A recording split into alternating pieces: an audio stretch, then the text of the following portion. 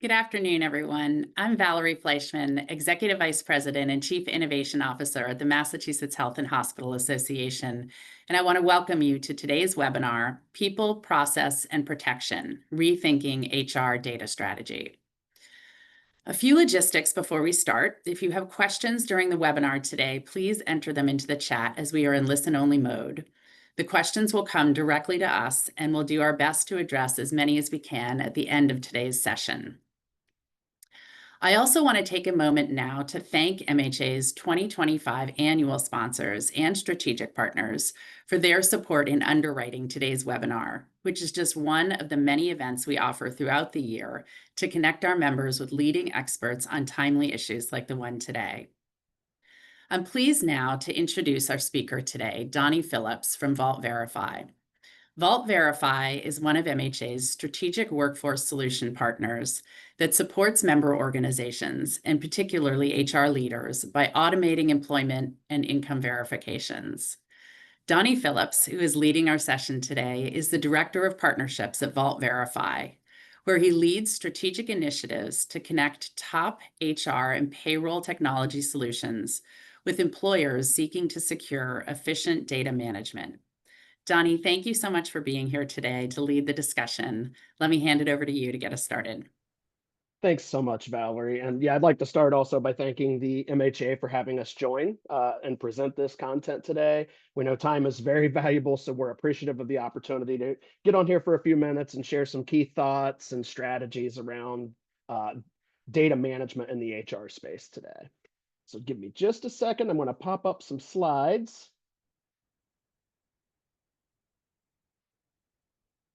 All right. Looks like I was successful in popping up the slides here. So again, knowing time is valuable and time is a little short, we're going to move pretty quickly through a lot of this content. Do want to give a little bit of background about Vault Verify, who we are, what we do. So we've been around for over a decade at this point, have maintained over 99% customer retention over the life of our business. And have had great success in the hospital and healthcare space over the years. We currently have over 100 hospital and healthcare customers utilizing our services. Our primary service is automation of verification of income and employment services. Today, we're largely going to talk about data integrations and really some risks and pains that we hear quite frequently when talking to employers, and then maybe more importantly, some strategies and ideas on how to mitigate some of the pains and some of the challenges that employers face today. One of the other things I'll point to here, you see across the bottom of this slide, we are a privacy first organization. Virtually every piece of our process is designed to optimize the privacy of the employees of the organizations that we work with. And as you can see in the upper right, we included some of the more recognizable logos in the healthcare space and just across the nation. So we'll jump right into the content here and just share some of the common themes that we hear when we talk to employers these days. And this is just overall when we talk about HR vendors. Largely, employers feel that they're dealing with too much follow-up, too many manual interventions in processes that are, they've chosen to outsource. A lot of that's due to some of the challenges with configuring the data that these vendors are utilizing to power their services. File-based integrations are inherently driving, I'm going to say, stale data. The data is only as current as the last transmittal of information. So that drives some of those manual follow-ups that an employer faces when they're talking about their outsourced HR solutions. Something that comes up quite frequently are the cumbersome integration models. So most HR vendors, virtually all HR vendors, if we're being honest, are using either a flat file SFTP integration model, which can be rather clunky, or they're using more advanced API integrations to gather all data on all employees every pay period. We'll dig into that a little bit more over the next few minutes.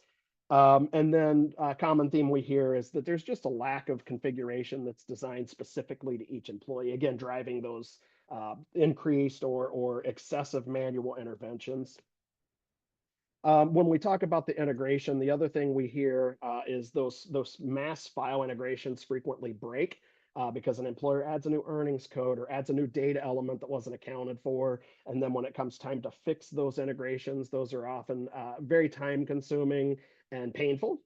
And really, the model's designed that way out there because the data has to be homogenized into those vendors' platforms, which does, ultimately result in a loss of context and data accuracy because that, again, that data is being homogenized. We also talk about the needless data risk. So, a question that employers are asking more and more these days. Why do I share data on every employee, every pay period, when only a fraction of our employee base is going to have a need under the given vendor contract? So, we're glad to hear that issue come up because that starts to shift the focus to privacy, which we believe to be the paramount consideration when we talk about integrations today. Questions commonly come up about how long is data stored? Is it aggregated? Is it coalesced with other employment and income data? How is that data shared? Is it being sold? One of the things we hear when we see other vendors in our space specifically is that the data sharing and selling is often reported at 5 to 10 times the volume that we see for our customer base. So to us, it feels rather excessive and would raise some questions around, what are the practices around the data usage. And then the bottom thing here that we're seeing become more visible is the perception of widespread monetization of that employer data. And it kind of touches on that last point that I mentioned, that 5 to 10 time volume of the records being shared. We've heard other vendors in the space granting access to monitor employee data without direct relevant employee consent. And at the end of the day, kind of our take on it is in that type of environment, all the other entities in the data flow benefit from that data, except for the employer and the employee. So we'll spend some time talking about how do we mitigate that and what are some best practices for employers to utilize on a go forward basis. But to dig in a little bit more on the current HR data model, and again, this is virtually every HR vendor that we interact with have mass data models. So again, either SFTP flat files pulling all employee data, or they're going in and acquiring the data via an API integration. This overall approach to gathering the mass data is more than 3 decades old.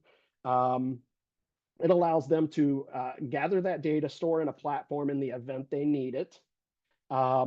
We believe that to be unnecessary, and we'll talk about how we've solved this problem in the next few minutes. And then the other pain point that is becoming more visible and employers are looking for a solution is having separate integrations for each vendor in the HR space when they're largely hitting the same data elements, largely pulling the same information. And then the last piece we'll talk about here is that we know the data that's being acquired is stored indefinitely. There really isn't a whole lot of transparency around the retention processes or practices across the HR vendor space. So again, hammering home on the vendor integration process, we want to get into a little more context around what does the employer experience and what is it kind of causing in terms of the pains. So getting a little more granular on the source of the problems, it really is about that vendor integration, that mass data integration. So again, I mentioned it before, we commonly hear, why do we need to provide data on every employee, whether or not it's needed under the contract? We know that the file-based integration is very inefficient. It's challenging for our HR contacts and the HRIS teams. Not only is it challenging to build, often those take 3 to 4, maybe even 5 months to build that file-based integration once you go through all the testing and back and forth, but then that process of maintaining those files on a go forward basis also regularly occupy several hours each year of your HRIS teams. So again, looking for ways to solve this. And then obviously there are some big compliance and data privacy related concerns that we really should, as an employer, be focused on. You're entrusted with managing your employee data. You're entrusting vendors to manage that employee data in an appropriate way. So there should be efforts to bring clarity around the practices of managing your employee data. How is it utilized? What are they doing with that data once it's acquired? How is it shared? What types of entities are they sharing it with? Is it being restricted to only the contractual need? If it's an instance where data is being used for third-party management, how is employee consent considered in the process? Is it relevant? If it is relevant, it being the employee consent, how are they managing it? How are they reporting it out? How are they tracking it? And then lastly, what are those vendors? What is your vendor's data retention and storage policies? Do you as an employer or client of that vendor have data deletion rights under their program? So there's a lot of opportunity to improve your understanding and clarity around the data models that are being used to power these HR solutions today. And I'm going to shift over a little bit here because we've talked about the pain points, and a lot of those things are going to be listed on the right side of this table, but really want to shift the focus to what does an advanced integration look like? So, first and foremost, we've talked about the employee data being gathered, whether needed or not. We don't believe that to be an appropriate integration model, nor is it necessary. Um, Technology exists to enable a real-time data integration where you pull only the record that's needed at the time that it's needed, which will have several key benefits to you as an employer and your employees whose data is being accessed for whatever HR solution we're talking about. They should be simple to connect.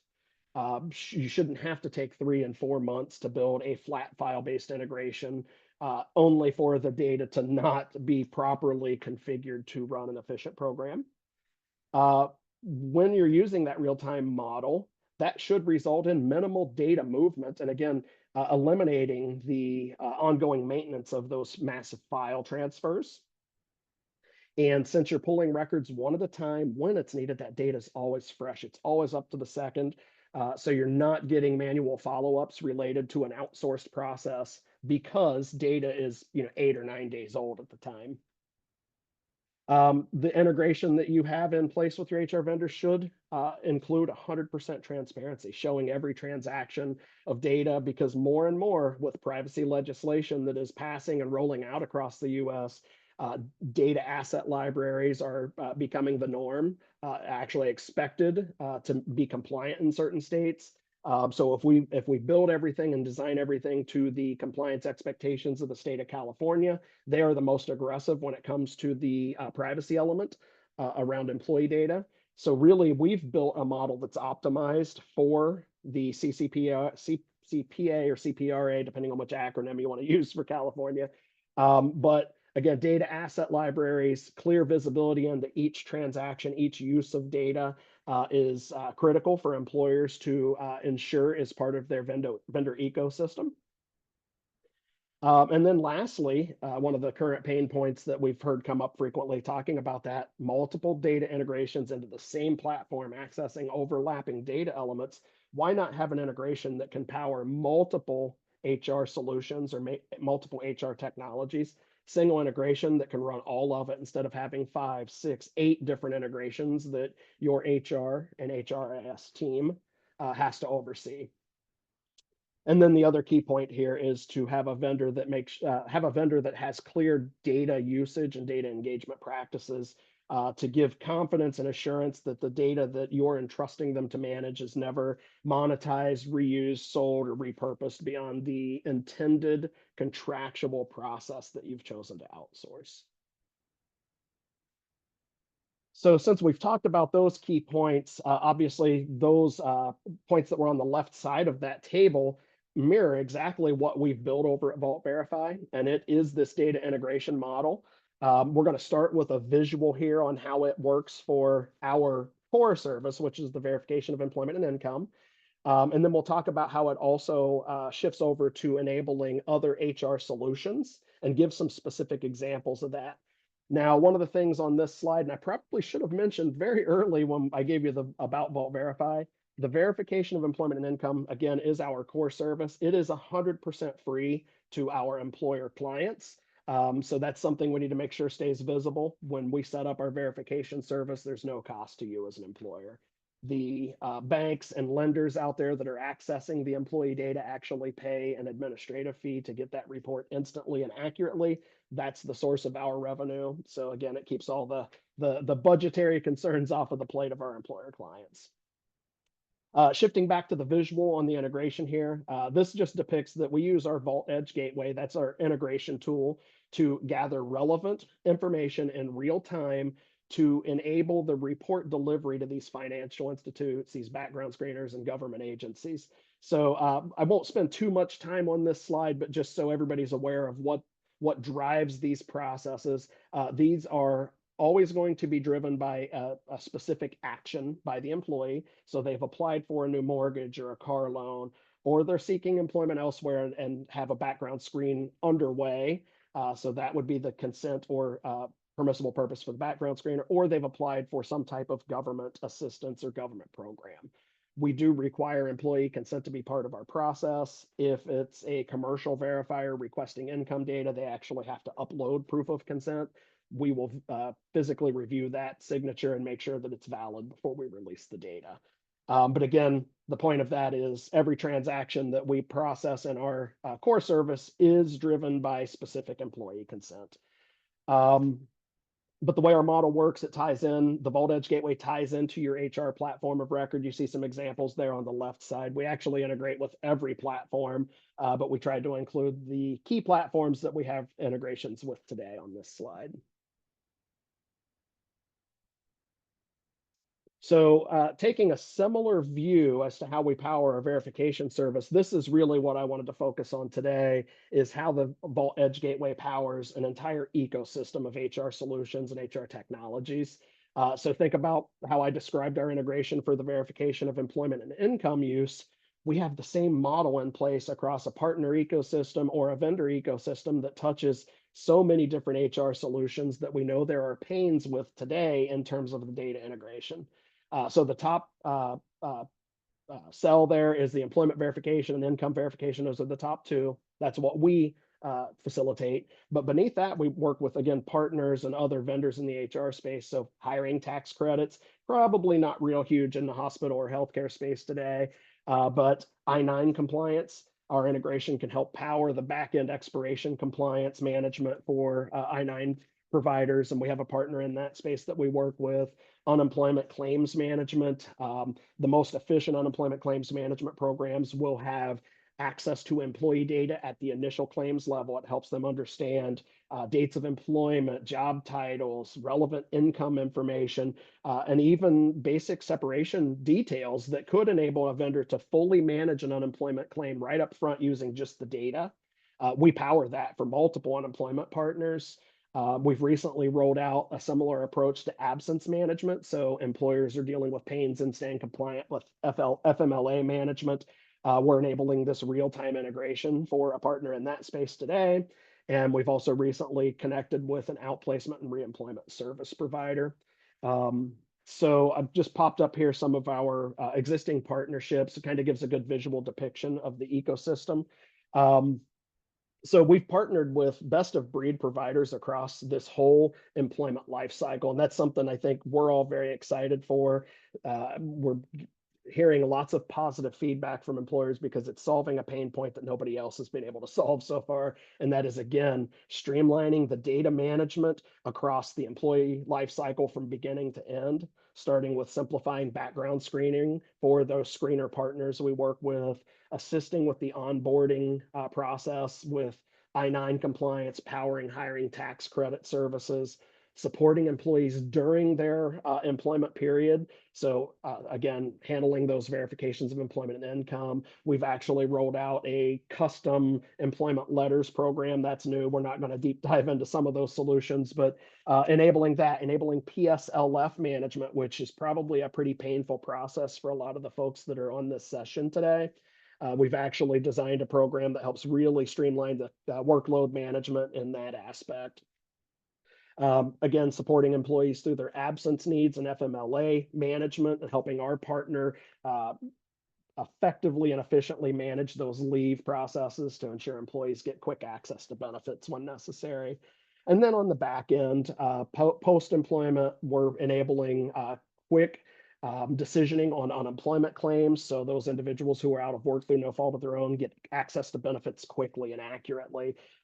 And then on the other side of that, if they shouldn't be receiving benefits, if they've terminated for misconduct or voluntary resignation, we quickly enable our vendor partners to manage those claims and make sure the benefits don't begin to get paid out. Because once benefits are paid out on that front, it's very hard for you to recoup that.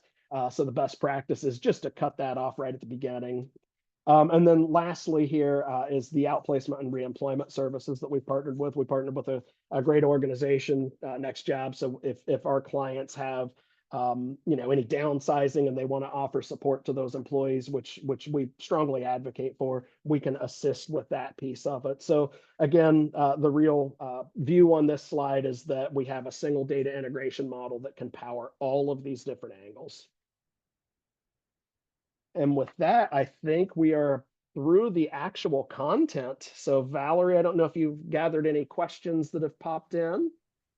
Great. Thank you, Donnie.